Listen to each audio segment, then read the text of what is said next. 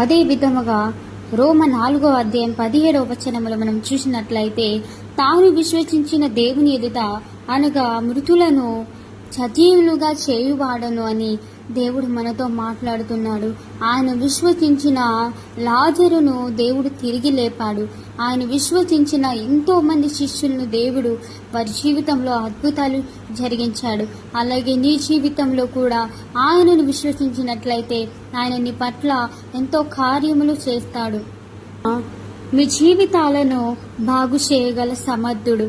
ఆయనకు తప్ప ఇంకెవ్వరిని ఈ లోకంలో ఎవరును నీ జీవితంలో బాగు చేయరు, కానీ ఆయన బాగు చేస్తారు. ఈ లోకంలో మనుషులు ఉంటారు, కానీ వారు బాధ చెప్పటం మట్టుకే ఉంటారు, కానీ ఆ బాధను తీర్చువారు కారు, ఆ బాధనికి ధైర్యం ఇచ్చేవారు కూడా కాదు.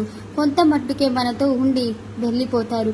కానీ మన బాధ కష్టము మనం దేవునితో పంచుకుంటే, ఆయనను చెప్తే ఆయన బాధలు తీర్చేవాడు, ఆయన తొలగించేవాడు, ఆయన జీవితాన్ని బాగు చేయ సమర్థుడు.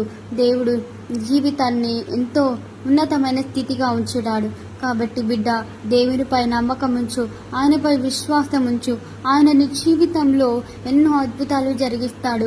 ఆయనకు ఒక్కరికే సాధ్యము, ఆయనకు అసాధ్యమైనది ఏదీ లేదు.